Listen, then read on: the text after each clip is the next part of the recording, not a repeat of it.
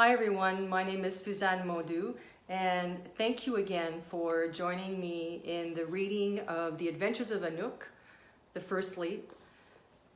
This is now reading 7 of Chapter 1, Book of Poems, and I will complete the chapter in the following videos.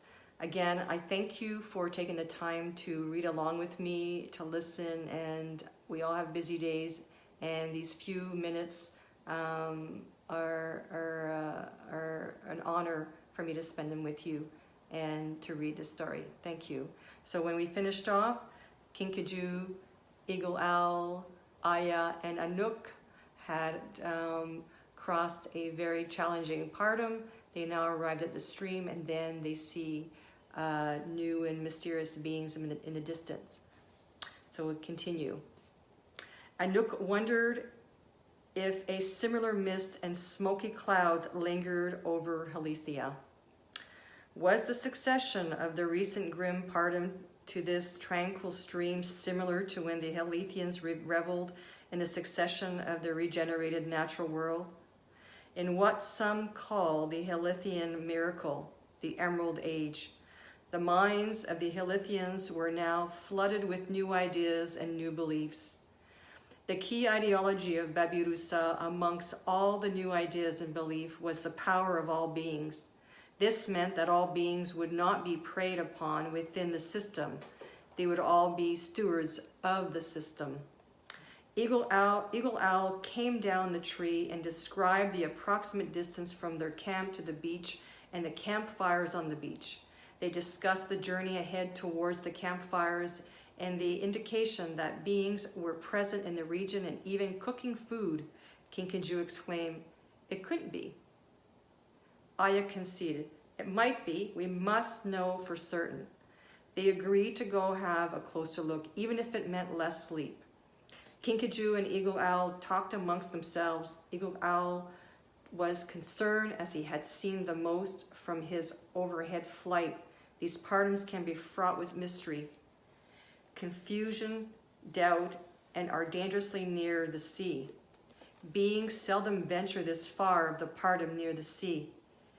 The guideposts are destroyed. Safe passage along the cliff to the beach no longer exists, Kinkajou agreed. Few of us have seen or know much about the humans in this partum of the orb. Unless you question, the better off you are. Anuk listened attentively to the discussion between her sage companions, learning everything she could as her thoughts reached deep into Babirusa's key ideologies. The Halethians' miracle, where after beings had been preyed upon and exploited for thousands of seasons, suddenly they held equivalent seats within the Halethians' nation and orb. What changed? What had happened to this Emerald Age, she wondered. Eagle Owl reasoned, "We have a human with us." Anuk looked surprised when they all turned to look at her. An Assisi human. The Assisi are renowned patrons of beings and the natural world. They are considered by both humans and beings the most venerated of the human bloodline, not only because of their Assisi lineage, but because they never discourage learning and remain true and steady to their quest for knowledge. "We must proceed with caution," piped Aya. Anuk remained silent. They all set off with Eagle Owl leading the way. They came to a grassy field and were soon nearing the tall, thick forest before the opening out onto the beach. Into the forest they went. But the dense foliage leading towards the cliff obstructed their long, distant vision. They quietly scrambled as best they could through the wall of branches and foliage. Suddenly the mist lingered into the edge of the forest. This might be the time Anuk leads the way. Eagle Owl stepped aside.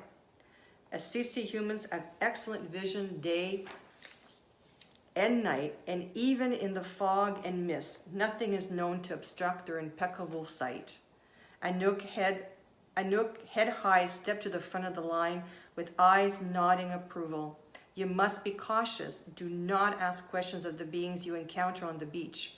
Remember, you know nothing, and seek only their guidance. It's the only partner from which we can get off the island and cross the sea, guided Aya.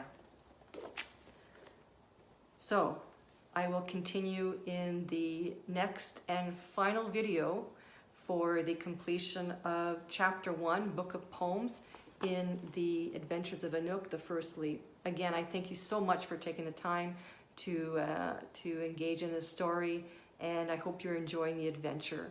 Once again, have a great evening, and thank you.